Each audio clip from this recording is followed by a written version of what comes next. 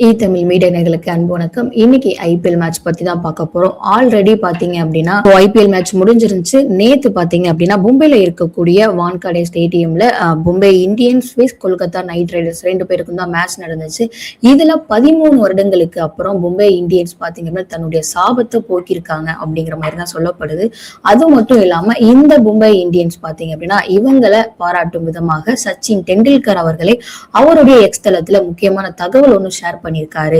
And அது மட்டும் இல்லாம இந்த மும்பை இந்தியன்ஸோட கேப்டனான ஹர்திக் பாண்டியாவும் பாத்தீங்க அப்படின்னா முக்கியமான தகவல் ஒண்ணு சொல்லியிருக்காரு.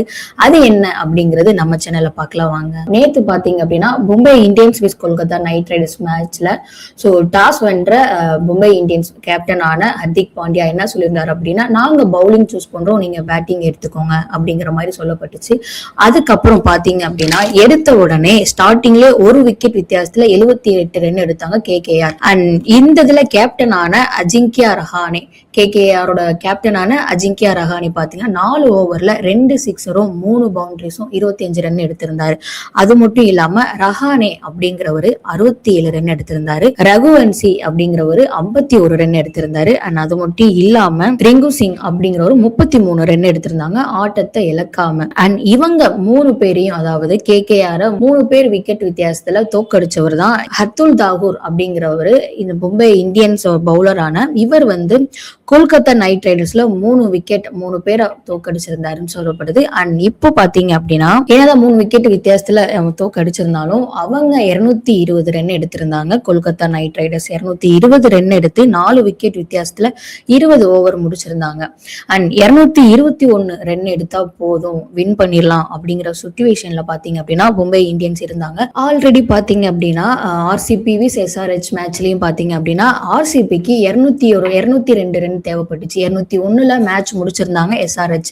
இப்போ அதே மாதிரி கொல்கத்தா நைட் ரைடர்ஸும் பாத்தீங்க அப்படின்னா 220 ரன், ஆல்மோஸ்ட் 220ங்கிறது ஓகே அடிச்சிடலான்ற ஒரு நம்பிக்கையில அவங்க பாத்தீங்க அப்படின்னா களத்துல இறங்குனாங்க. இதுல பாத்தீங்க அப்படின்னா மும்பை இந்தியன்ஸ்க்கு 221 ரன் எடுத்தாலே போதும் அப்படிங்கிற பட்சத்துல பேட்டிங் ஸ்டார்ட் பண்ண உடனே யாரு களத்துல இறங்குனாங்க அப்படின்னு பாத்தீங்க அப்படின்னா ரோஹித் சர்மா மற்றும் ரயான் ரிக்கல்டன், இவங்க 2 பேரோட பார்ட்னர்ஷிப்ல தான் ஸ்டார்டிங்கே மேட்ச் ஸ்டார்ட் ஆச்சுன்னு சொல்லப்படுது. அண்ட் ரோஹித் சர்மா பாத்தீங்க அப்படின்னா 6 சிக்ஸரும் 6 பவுண்டரிஸும் எடுத்திருந்தாரு. அண்ட் ரிக்கல்டன் 43 பால்ல 81 ரன் எடுத்திருந்தாரு. இவங்க 2 பேரும் சேர்ந்து, அதாவது 221 ரன் எடுத்தா போதும் அப்படிங்கிற பட்சத்துல ஸ்டார்டிங்லேயே ஆல்மோஸ்ட் ஒரு 4 ஓவர் கிட்டேயே பாத்தீங்க அப்படின்னா இவங்க 2 பேரும் சேர்ந்து 148 ரன் எடுத்து, அதாவது 0.5% டீமுக்காக எடுத்த உடனே 148 ரன் கிட்ட அவங்க எடுத்து கொடுத்துட்டாங்க. அண்ட் அதுக்கப்புறம் பாத்தீங்க அப்படின்னா அவங்க அடிக்கிற ஒவ்வொரு பால்ஸுக்கும் அவங்க டீமுக்கு ரொம்பவே உறுதுணையா தான் இருந்துச்சு. ஏன்னா ஸ்டார்டிங்ல 220 அப்படிங்கிறப்போ ஒரு 150 கிட்ட அடிச்சிட்டாங்க, அதாவது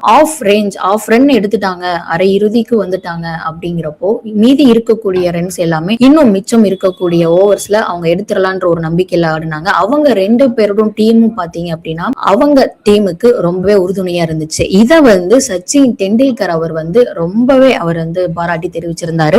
ரோஹித் சர்மாக்கும் ரிக்கல்டனுக்கும் இவங்க 2 பேரும் இல்ல அப்படின்னா இன்னைக்கு மும்பை இந்தியன்ஸ் பாத்தீங்க அப்படின்னா இவ்வளவு தூரம் வந்திருக்காது அண்ட் வெற்றி அடைஞ்சிருக்க மாட்டாங்க அப்படிங்கிற மாதிரி சொல்லப்பட்டுச்சு. அது மட்டும் இல்லாம கேப்டனான ஹர்திக் பாண்டியா அவரும் பாத்தீங்க அப்படின்னா இதை பாராட்டி சொல்லியிருந்தாரு. அவங்க 2 பேரோட பார்ட்னர்ஷிப்னாலதான் இன்னைக்கு மும்பை இந்தியன்ஸ் இப்போ இன்னைக்கு வென்றிருக்காங்க ஆஃப்டர் 13 வருஷத்துக்கு அப்புறம் சொல்லப்படுது. ஏன் அப்படின்னா ஆல்ரெடி 2012ஆம் ஆண்டு சிஎஸ்கே விஸ் மும்பை இந்தியன்ஸ்க்கு மேட்ச் நடந்துச்சு. அதுல 8 விக்கெட் வித்தியாசத்துல மும்பை இந்தியன்ஸ் சிஎஸ்கேவை தோக்கடிச்சிருந்தாங்க. அதுக்கப்புறம் அவங்க வாங்கின சாபமா என்னன்னு தெரியல. 2013 ஆண்டுல இருந்து 2025 வரையும் அவங்க ஐபிஎல் மேட்ச்ல ஸ்டார்ட் பண்ண ஃபர்ஸ்ட் மேட்ச்ல எந்த ஒரு மேட்ச்லயுமே ஜெயிச்சதே இல்லை, வெற்றி அவங்க பார்க்கவே இல்லை. அதுக்கப்புறம் அதனாலதான் 13 வருடத்துக்கு அப்புறம் இப்போ இந்த ஐபிஎல் மேட்ச்ல ஸ்டார்டிங்லயே ஃபர்ஸ்ட் டைம் பாத்தீங்க அப்படின்னா, ஃபர்ஸ்ட் டைம் இல்ல 13 வருடத்துக்கு அப்புறம் வின் பண்ணிருக்காங்க. அந்த டியூரேஷன்ல 2012 டியூரேஷன்ல பாத்தீங்க அப்படின்னா இவங்க யாருமே இல்ல, ஹர்திக் பாண்டியாலாம் அப்போ அந்த டைம்ல இல்ல. இப்போ அந்த சிஎஸ்கே 8 விக்கெட்ல தோக்கடிச்சாங்க. அந்த சிஎஸ்கேவோட சாபம், சிஎஸ்கே ஃபேமிலியோட சாபமா என்னன்னு தெரியல. 12-13 வருடங்களாக மும்பை இந்தியன்ஸ் ஃபர்ஸ்ட் மேட்ச்ல தோத்துட்டே தான் இருந்தாங்க. அண்ட் இந்த டைம் பாத்தீங்க அப்படின்னா இவங்க அதாவது ரோஹித் சர்மா ரிக்கைட்டனோட பார்ட்னர்ஷிப்னால இப்ப மும்பை இந்தியன்ஸ் ஜெயிச்சிருக்குன்னு சொல்லிட்டு மும்பை மட்டும் இல்லாம நிறைய பேர் அவங்கள பாராட்டி வந்துட்டு இருக்காங்க. அண்ட் இந்த இதுல பாத்தீங்க அப்படின்னா ரோஹித் சர்மாவை நிறைய பேர் புகழ்ந்து தள்ளிட்டு இருக்காங்க. ஏன் அப்படின்னா அதாவது T20 மேட்ச்ல இந்தியாவோட வீரரான 550 சிக்ஸர் அடிச்ச இடத்துலதான் ரோஹித் சர்மா இருக்காரு. இந்த T20 மேட்ச்ல அதிக சிக்ஸர் அடிச்ச வரிசையில 9th பிளேஸ்ல இருக்காரு ரோஹித் சர்மா. அதற்கு அடுத்தபடியா பாத்தீங்க அப்படின்னா விராட் கோலி அவர்கள் 440 சிக்ஸர் அடிச்சு அவருக்கு அடுத்தபடியா இருக்காரு. நாளைக்கு பாத்தீங்க அப்படின்னா சிஎஸ்கே விஸ் ராஜஸ்தான் ராயல்ஸ் இவங்களுக்கு பாத்தீங்க அப்படின்னா குவாடி அங்க வந்து மேட்ச் நடக்க இருக்குது.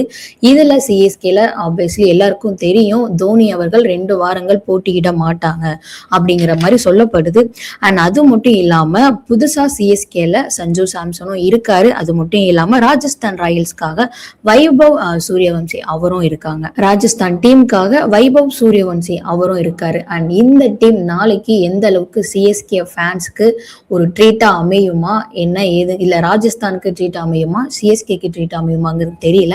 அண்ட் அது மட்டும் இல்லாம சிஎஸ்கேயோட ஹோம் பிளேஸ் ஆன சென்னை சேப்பாக்கம்ல பாத்தீங்க அப்படின்னா வருகிற ஏப்ரல் 3ஆம் தேதி சிஎஸ்கே விஸ் பஞ்சாப் கிங்ஸ்க்கு பாத்தீங்கன்னா மேட்ச் நடக்க இருக்குது.